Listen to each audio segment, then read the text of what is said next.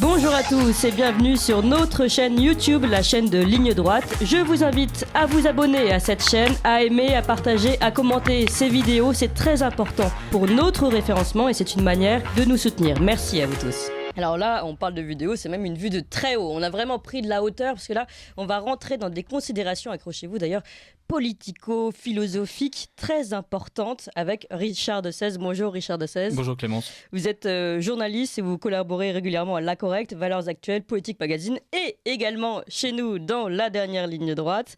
Et vous présentez ce livre vraiment, mais... comment dire, très sympathique, très français en fait, très franchouillard. Le rond de serviette est-il de droite et autres considérations essentielles. C'est un livre aux éditions La Nouvelle Librairie. Alors il faut savoir qu'en fait c'est une série de chroniques en fait que vous aviez également proposé à l'Incorrect, c'est ça ? Et que l'Incorrect a accepté, surtout très gentiment. Voilà. Donc elles sont toutes déjà parues dans l'Incorrect. Voilà, avec des questions très graves hein, comme les mugs sont-ils de droite, les ronds-points sont-ils de droite, le marron d'Inde est-il de droite, le Louvre est-il de droite, les sacrifices humains. Bon, il y en a qui sont plus originaux que d'autres. Les moules mous sont-ils de droite ? Celui-là, vraiment, il faut aller le chercher. Et je le citerai tout à l'heure. Le paysage est-il de droite ? Ça, c'est une vraie question. Le temps qui fait est-il de droite ? Le féminicide est-il de droite ? Ou les robes qui volent sont-elles de droite, par exemple ? Alors, et évidemment, mon favori, le tire-bouchon est-il de droite ? Mais ça, évidemment qu'il est de droite. Mais il faut lire la chronique. Il faut distinguer entre les différents types de tire-bouchon. Parce que oui, ces objets du quotidien ne sont pas si simples. Oui. Et un esprit un peu vain pourrait facilement affirmer que le tire-bouchon est de droite et s'arrêter là. Il faut le prouver. Voilà. Oui. Alors justement, c'est d'ailleurs ce à quoi vous vous employez dans ce livre. Vous prouvez, vous faites vraiment toute une réflexion, on va dire, donc entre la métapolitique et philosophique et évidemment historique sur chacun de ces objets pour savoir s'ils sont de gauche ou de droite. On peut en citer quelques exemples. Alors moi, j'ai vraiment adoré les moules mous, faut dire. J'étais mort de rire. Alors je vais vous citer le début de la chronique. J'étais l'autre jour devant la vitrine de Deuil le Rhin. Est-ce que je prononce bien ? Bravo. Spécialiste du matériel de cuisine depuis 1820, l'entreprise fondée par un noble vendéen ruiné par la Révolution est animée par un esprit conservateur et de bonne aloi. Une maison qui a pour devise aider modestement à promouvoir la cuisine française et vend en ligne des ciseaux à eux de caille, indiscutablement de droite d'ailleurs. Indique assez dans quelle lignée elle se situe, cette boutique. La vision des grandes vitrines, remplies de cuivre obsolète, surtout après avoir descendu la rue Jean-Jacques Rousseau, est un soulagement. Passant d'en vitrine en vitrine et méditant comme toujours ce de grandes choses, c'est une habitude que j'ai prise assez jeune, comme l'homme, la civilisation, la droite, la trottinette. Je tombais en arrêt devant des moules mous en silicone de la marque italienne Silicomart. Des photos éclatantes de couleurs me promettaient de réussir des préparations luisantes, vernis, lustrées, qui ravissent autant le palais que le regard. Framboises géantes, bulbes de cathédrale orthodoxe, gouttes d'eau s'étalant au ralenti, gélules démesurées et lingots d'or et une galaxie modulaire violette qui ne ressemblait à rien sinon à une échelle de Jacob 70 se perdant dans le brouillard. Mais le silicone est-il de droite ? Dévorer un peu d'orthodoxie mériterait-il de renoncer au moule métallique ? Là, vous vous posez des questions. Et là, vous êtes attiré par ce moule et du coup, vous vous posez cette question. Penchais-je à gauche ? On commence par apprécier les moules mous et on finit par vénérer la pensée molle. La ligne paraît assez nette. Voilà, donc c'est assez drôle. Et puis après, il y a toute la suite et les réflexions. Et ensuite, ce qui est intéressant à chaque fois, en fait, c'est que vous ressortez avec beaucoup d'humour, en fait, des grands traits de la droite. Ce qui veut quand même dire, d'ailleurs, pour les moules mous, vous considérez que comme c'est simple et pratique, économe, c'est de droite. Exactement. Voilà. L'intérêt de croire que les objets sont politiques, c'est que ça permet en fait de regarder les qualités qui sont mobilisées, soit par celui qui a inventé l'objet, soit par celui qui les utilise, et de dresser une espèce de petite morale pratique de la personne de droite. Ouais, voilà. Oui, si c'est simple et pas trop compliqué, si c'est économe et pas dispendieux, c'est de droite. Alors, je vous ai aussi quelques autres des critères qu'on peut répertorier. Par exemple, pour vous, la croûte est de droite. Et la croûte, elle est de droite car elle nous libère de la facilité. Elle est franche et accessible. Le plat du jour est de droite car il y a un côté d'aventure du chevalier et une certaine fraternité aussi dans le plat du jour. Le gilet jaune est de droite parce qu'il est pratique et économique. Les mauvaises herbes sont de droite pour leur aspect patrimonial et l'embellissement du chemin. La poussière, elle, évidemment, est de droite car elle rappelle le passé. Le paysage manifeste une civilisation. Oui, on a oublié quelque chose. Mais elle est modeste, vous le dites. Elle est modeste, c'est ça. Et puis surtout, elle nous renvoie, elle nous oblige à être modeste. Voilà. Oui. C'est pas tellement... la poussière, elle est de tous les jours. Elle est de chaque instant. Oui. Voilà. Oui, Donc, d'aujourd'hui, c'est chaque instant d'hier. que nous tombons en cendres, Clémence. Oui, d'accord. Non, mais c'est bien ce que je dis, on fait vraiment de la haute philosophie. Hein. La souris est de droite, ça j'ai beaucoup aimé parce qu'elle est enracinée. Voilà, enfin, c'est quelques critères de droite, donc enraciné, civilisation passée, pratique économique aussi, hein, pour vous, c'est vraiment la droite. Et ce qui est intéressant, voilà, c'est ce qu'on voulait voir avec Corentin, c'est que derrière ces objets, il y a en effet, vous tissez la définition de la droite. Et en fait, nous, la question qu'on se pose en vous lisant, mais certes, c'est très bien tout ce que vous dites, mais est-ce que la droite existe encore quand on voit à côté de ça le paysage politique actuel et notamment les dernières élections ? Alors, je trouve que le clivage droite-gauche existe encore. Voilà. Si on se dit que la droite, c'est la liberté et que la gauche, c'est l'égalité, voilà, il y a suffisamment de gens qui sont du côté des libertés. Alors, je ne parle pas de Philippot en particulier. Si on pense que la droite, c'est un pays qui a peur de disparaître, non pas parce qu'il est juste dans la peur, mais parce qu'il est fier de ce qu'il est ou de ce qu'il a été, oui, la droite existe. Alors, évidemment, ma droite ne recoupe absolument pas la droite politique. C'est la droite culturelle, en fait. Là. Non, même pas. C'est une droite politique, mais pas du tout au sens où les partis politiques la représenteraient. Voilà, c'est une droite philosophique où, par exemple, on commence par affirmer que le réel existe, on commence par affirmer que l'histoire nous oblige, on commence par affirmer qu'il y a à la fois un stock qui est la civilisation et un flux qui est la vie de tous les jours. Et que le véritable homme de droite n'est pas figé dans le stock ni uniquement entraîné par le flux. La gauche est un parti politique, est une pensée philosophique qui est perpétuellement dans le flux. On est systématiquement dans le changement. Même on vénère le changement. Par principe, n'importe quel changement est bon. La gauche est capable de se renier elle-même en permanence précisément parce qu'elle est dans le flux. Et donc à l'idée d'être fixée sur un principe, ce serait atroce. On était pour le prolétaire, maintenant on est pour le musulman et c'est parfaitement normal. Et si au nom du musulman on opprime le prolétaire qui lui est enraciné dans son village, assigné à résidence dans sa baraque qui ne vaut plus rien, ben ce n'est pas grave, c'est le prolétaire qui a eu tort de s'enraciner. Voilà. Alors, après ça, il y a la droite dite politique qui en fait n'est juste une gauche dissimulée par le fric, et voilà, donc c'est Pécresse et les autres. Et puis il y a les nationalistes qui, par le simple fait qu'ils reconnaissent qu'il y a une communauté historique, et eux commencent à se rapprocher de la vraie droite politique. Voilà. Mais donc tout ça c'est super sympa, mais des gens très intelligents comme Maurras, Thibon et d'autres en parlent depuis quelques siècles, hein, Maistre.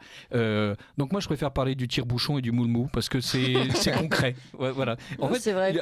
On a les gens de droite, les gens de la vraie droite ont besoin de se rassurer sur le fait que le monde existe toujours. J'avais besoin de me rassurer sur le fait que j'étais capable de considérer que les moules, le marronnier, les herbes folles et de me dire. Je ne suis pas d'accord d'ailleurs avec vous sur les moules, mais je vais d'abord laisser Corentin parler. Puis après, on va rentrer dans la polémique. Ouais, moi, je voulais dire que c'était un vrai délice de lire ce livre parce que quand on vous connaît, en plus, quand on vous lit, moi, j'ai l'impression je vous entendais parler et faire parce qu'en fait, ce qu'il faut savoir, c'est que Richard de Sèze fait des chroniques même en dehors de l'antenne. C'est-à-dire que quand il vous parle, on a toujours l'impression qu'il n'est pas sorti de sa chronique. Donc, on l'imagine bien regarder le monde en se disant, tiens, est-ce que ça c'est de droite, est-ce que c'est de gauche ou pas? Et moi, je l'ai lu en me disant, tiens, je vais me détendre, je vais pas réfléchir, ça va me vider la tête. Et alors, il y en a une qui est complètement philosophique, c'est le peu est-il de droite? Et moi, j'ai trouvé que c'était vraiment la meilleure et la plus intelligente. Elles sont toutes intelligentes. Merci, oui, j'avais un peu peur. Et donc, peu est un quantificateur restrictif. Ce n'est pas parce qu'il désigne un pas grand-chose qu'il n'a pas droit à une définition précise, sèche, certes, mais malgré tout imposante par sa précision. On s'en sert beaucoup, peu d'argent, peu de temps, peu de choses, un peu. Je l'ai manqué de peu. Il se décide peu à peu. C'est que nous ne sommes pas si assurés de bien faire, ni si certains de posséder assez.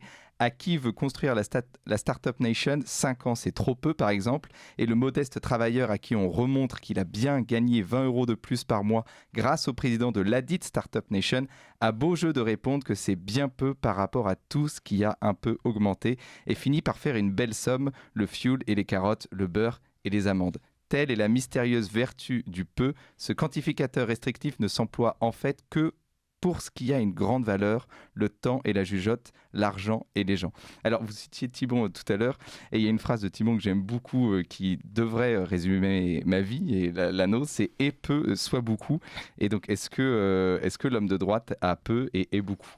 En tout cas, l'homme de droite a de moins en moins. Et parce que tout est fait pour empêcher d'accumuler. C'est quand même fascinant de voir que Macron est contre la propriété immobilière, moins parce que il serait indécent de posséder un immeuble que parce que posséder quelque chose de fixe et non pas une fortune totalement liquide et fluctuante, donc autrement dit des actions, est pour lui un péché contre l'esprit. Et puis évidemment, ça permet à l'État républicain d'arracher les gens à tout ce qui les enracine quelque part et surtout à tout ce qui les libère. Parce que ces possessions, bien sûr, nous contraignent, mais elles nous libèrent de l'État. L'homme de droite a de moins en moins parce que l'État lui en arrache de plus en plus. Et cela dit, évidemment, le bon homme de droite n'est pas celui qui possède 12 écuries de chevaux et 14 maîtresses, c'est celui qui a peu, et au sens chestertonien du terme, mais ce peu suffit à lui assurer l'indépendance et la liberté. Voilà. Et en revanche, ayant peu et n'essayant pas de croître indéfiniment et de grossir et d'absorber tous ses voisins, il a le temps d'être beaucoup. Thibon est remarquable. En fait, ce qu'il y a de bien, c'est que tous les gens qui me parlent de mon livre me citent des auteurs beaucoup plus intelligents que moi, et en m'expliquant. Non, mais parce que justement, en fait, c'est un livre qui ouvre à la réflexion, parce qu'on entre en se disant on va rigoler, et on rigole, et on rigole beaucoup, tout en réfléchissant. C'est vraiment plein d'humour. Oui. Mais alors, puisque vous parlez de patrimoine, ce qui est évidemment aussi l'une des constituantes de la droite, en tout cas non pas le patrimoine, mais la transmission du patrimoine, c'est vrai que vous citiez Emmanuel Macron qui, dès son premier mandat, un de ses premières actions, c'est d'avoir mis en place l'IFI, donc l'impôt sur la fortune immobilière. Donc on voit tout de suite dans quelle lignée est parti Emmanuel Macron. Donc pour vous, Emmanuel Macron, est-ce qu'il est de gauche ou est-ce qu'il est de droite ? Il est de gauche totalement, c'est un progressiste absolu.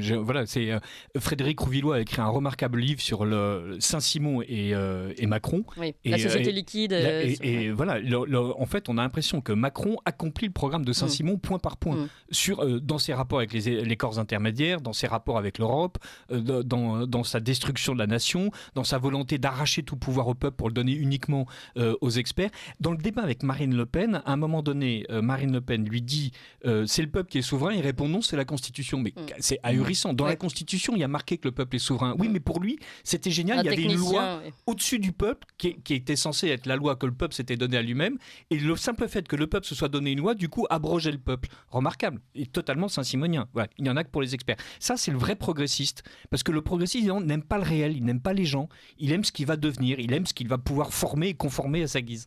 Voilà. Donc oui, c'est un sale gauchiste. Alors, autre question peut-être plus difficile, Fabien Roussel, écoutez, Fabien Roussel, le secrétaire national du Parti communiste français, candidat à l'élection présidentielle, écoutez-le sur France Info en janvier dernier. Un bon vin, une bonne viande, un bon fromage, pour moi c'est la gastronomie française, mais pour y avoir accès à cette bonne gastronomie, il faut y avoir des moyens. Et donc le meilleur moyen de défendre le bon vin, la bonne gastronomie, c'est de permettre aux Français d'y avoir accès. Et je dis que le bon et le beau, je pense à l'art, dont on a parlé au début de l'émission, tout le monde doit y avoir accès. Des petites choses quand même. Il parle de bon, il parle de beau. C'est quand même, il parle de bon vin, de bonne viande. Il est quand même radical de droite, là. Oui, à ce moment-là, effectivement, il est de droite. Et puis après ça, on se souvient qu'il est communiste. Donc voilà. Donc il a tout autour de sa défense de l'entrecôte et du bon vin, il a une myriade de choses qui fait que ça ne peut pas être de droite. Lorsque les communistes décident de collectiviser les biens de production, généralement, ils aboutissent à faire en sorte que la nourriture soit médiocre. Lorsque les communistes décident de collectiviser les fermes, ils aboutissent à un appauvrissement du cheptel. Enfin, autrement dit, historiquement, ce que défend Roussel est exactement ce que son parti, non seulement n'a jamais réussi à produire, mais même a systématiquement réussi à détruire. Donc il a une intuition assez juste. Si j'ai envie de parler de la France, je suis obligé de parler d'une nourriture française et d'une bonne nourriture française. Voilà. Et après ça... Si j'ai envie de parler au peuple français, c'est ce qu'il tente de faire, malgré tout. Et avec un certain succès. Donc, je ne vais pas du tout lui parler des théories communistes de collectivisme forcené et d'empêcher de penser. Je vais leur parler de quelque chose qui existe déjà. D'ailleurs, moi, j'achète dans ma campagne ma viande directement à un producteur qui me vend la côte de bœuf à 12,60 € le kilo. Donc, autrement dit, j'ai pas besoin de Fabien Roussel pour avoir de la bonne viande pas chère. Généralement, on n'a pas besoin du Parti communiste pour vivre d'une manière assez heureuse. Pour savoir boire du bon vin. Alors moi j'avais plusieurs questions parce qu'après quand on lit ce livre, après on se demande si tout ce qui est autour de nous... On peut plus vivre normalement voilà, en fait. Exactement, tout ce on qu'on se dit regarde. est-ce que ça c'est de droite, est-ce que c'est de gauche? Que dirait Richard? On attend le tome 2 avec impatience. Alors moi j'aurais quelques questions à vous poser concernant plusieurs choses. Si vous pouvez me répondre en quelques phrases sur certaines, si c'est de gauche ou de droite. Donc je voulais savoir si la doudoune sans manche était de droite. Alors je pense que la doudoune sans manche est de droite. Ah oui, on sent qu'il a déjà réfléchi à cette question en fait. Alors pourquoi Parce que c'est beaucoup plus pratique ce gilet qui renvoie à un vêtement qui existe déjà et qui évite de suer comme un bœuf, mais tout en faisant en sorte que le plastron soit bien au chaud. On revient à votre critère de pratique simple, qui est selon vous de droite. En tout Oui, cas, il y a une véritable anthropologie, soyons francs. Payons-nous de mots. Voilà. Donc pour moi, la doudoune sans manche est de droite. Alors est-ce que le Bitcoin est de droite? Alors le Bitcoin, non, n'est pas de droite. D'une part parce que il a ce côté horriblement collectif où il faut que l'intégralité de la chaîne soit tracée et traçable. Et surtout, c'est une consommation énergétique ahurissante. Et enfin, très peu de gens sont capables de le produire. Et dernier point, il est soumis totalement au marché de la finance, c'est-à-dire qu'avec des fluctuations abominables, c'est une fausse valeur par excellence. La bourgeoisie, est-ce qu'elle est de droite? Alors je suis bourgeois, c'est ce que j'ai marqué en quatrième de couverture. Oui, c'est comme ça que vous êtes présenté d'ailleurs, vie et travail de manière bourgeoise. Voilà.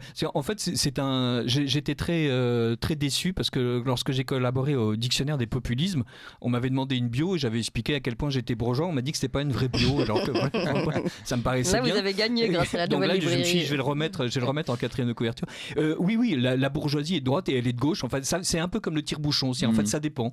Ça dépend. Moi, je suis un bourgeois de droite, mais voilà, parce que j'aime bien les tire-bouchons simples. Il y a des bourgeois de gauche qui aiment bien les tire-bouchons électriques et voilà. Donc, et le simple fait qu'ils choisissent le tire-bouchon électrique ou qu'ils espèrent que leur doudoune soit forcément faite par Moncler et donc coûte horriblement cher acheté dans un comment ça s'appelle, un flagship sur les Champs-Élysées dans des ambiances luxueuses de marbre et de glace. Voilà, ça, on peut considérer qu'il est de gauche, le monsieur. Et le libéralisme est-il de droite? Alors le libéralisme n'est pas de droite, quoi qu'en pensent beaucoup de gens, sur Radio Courtoisie, mais parce que il exalte la liberté comme étant vraiment le seul principe, indépendamment justement de la constitution d'un ordre social qui, lui, n'est pas que dans la liberté, qui est aussi dans la protection. Autrement dit, on a besoin d'État. Bon, là, je résume le libéralisme à une pensée. Vous remarquerez quand même que dans ce livre, justement, j'évite de demander si l'honneur est de droite, le libéralisme est de droite. Je prends des objets simples, d'une part parce qu'ils sont à ma portée, et d'autre part parce que c'est plus amusant d'avoir une discussion philosophique sur le bouton de porte ou le bouton de sonnette que sur le libéralisme, où là, on peut difficilement en 3000 signes régler la question du libéralisme. Et est-ce que Jésus-Christ est de droite? Alors, Jésus-Christ, non, mais Dieu, oui, et français sans doute aussi. Voilà. Est-ce que la bande dessinée est de droite? Non, alors là, c'est ça qui est remarquable avec les arts en général. Alors, le fait qu'il y ait une démarche artistique, c'est-à-dire une démarche d'interprétation du réel, ça, c'est de droite, parce qu'on considère que le réel existe. Et donc, c'est pour ça qu'il y a une partie de l'art contemporain dont on ne peut pas dire s'il est de droite ou de gauche, dont on peut surtout dire qu'il n'est pas de droite, parce qu'il évacue absolument l'idée d'un référent commun à tous pour ne s'abstraire que dans la pensée propre de l'auteur et les chimères propres à l'auteur. Donc ça, on a quitté le domaine de l'art parce qu'on a quitté le domaine du réel. Et en revanche, effectivement, chacun peut mésuser des bons outils. Voilà, la langue française est admirable et des gens la parlent très bien pour dire des sottises. Fabien Roussel est un infect communiste, mais il est capable de célébrer l'entrecôte. Donc voilà, il y a des choses qui ne sont ni de droite ni de gauche, mais qui sont l'usage qu'on en fait, lui, est en revanche extrêmement politique. Moi, je voudrais continuer sur cette question droite-gauche. Première question que je vous ai posée au départ, mais revenir dessus, parce qu'aujourd'hui, si on écoute Jérôme Sainte-Marie, la droite et la gauche, c'est plus vraiment la question. La question, c'est bloc populaire, bloc élitiste. Il y a aussi la question, ceux qui se disent souverainistes contre les mondialistes. David Goudart parle de Somewhere et Anywhere. Est-ce que, encore une fois, gauche-droite est encore pertinent ? Ou est-ce qu'il faut réviser la gauche et la droite ? Ou est-ce que la gauche et la droite se mêlent dans ces nouveaux critères également ? Oui, il y a à la fois un souverainisme de gauche et un souverainisme de droite. Il y a un bloc populaire dont les gens disent qu'il réunit Mélenchon et Le Pen, mais on voit très très bien après que dans les comportements, le rêve de Marine Le Pen d'être le... Il y a eu un glissement quand même de l'électorat, de l'électorat Mélenchon chez Le Pen, sans trop de difficultés. Il y a quand même une partie de l'électorat parce que qui est les gens qui sont vraiment à droite, autrement dit, qui défendent leur petite patrie, comme disait Maurras, eux sont à la fois du bloc populaire et de droite. Et puis il y a en revanche les petits fonctionnaires, les professeurs des écoles, autrement dit tous ceux qui ont la cervelle en moule-mou, eux sont restés à gauche. Et je trouve que Somewhere Anywhere, derrière la souris est à la fois Somewhere et Anywhere. Oui, vous citez d'ailleurs, vous parlez de Somewhere. Elle est Anywhere étant donné qu'elle est absolument répandue sur tous les continents, mais elle est Somewhere quand il s'agit de la mienne dans mon salon. Oui, c'est ça, elle est attachée, elle ne... Ce n'est pas ma souris. Confidence. Nous partageons un même espace. Elle mange votre chocolat quand même. Voilà, mais je lui abandonne le chocolat à cause de tous les bienfaits qu'elle apporte au jardin. Il n'y a pas de... Je trouve que le fait d'évacuer le droite-gauche au profit de élitaire populaire, on voit bien dans les comportements de vote, et d'ailleurs je trouve que François Bousquet a eu un éditorial dans Éléments qui était assez excellent là-dessus, c'est évacuer le problème au profit de quelque chose qui est en train de se recomposer, mais pas tant que ça. On nous dit aujourd'hui qu'il y a 3 blocs surtout. J'ai un bloc centriste, un bloc populaire et un bloc élitaire. Et donc ce bloc centriste, il y a à la fois des gens prétendument de droite et des gens prétendument de gauche qui apparaissent. Le bloc populaire est en fait éclaté entre 2 blocs totalement irréductibles. Voilà, donc non, droite-gauche, ça persiste. Allez, pour conclure, je crois que l'Incorrect a écrit une tribune quand vous n'étiez pas là, une chronique pour dire que Richard de Sèze, est-il de droite ou de gauche, était plutôt de droite. Voilà. Donc, vous êtes fiché également. Merci beaucoup Richard de Sèze, et votre livre Le rond de serviette est-il de droite et autres considérations essentielles aux éditions La Nouvelle Librairie. Vous appréciez cette émission? Alors aidez Radio Courtoisie à en produire d'autres, en indépendance totale. Rendez-vous sur soutenir.radiocourtoisie.fr. Merci d'avance.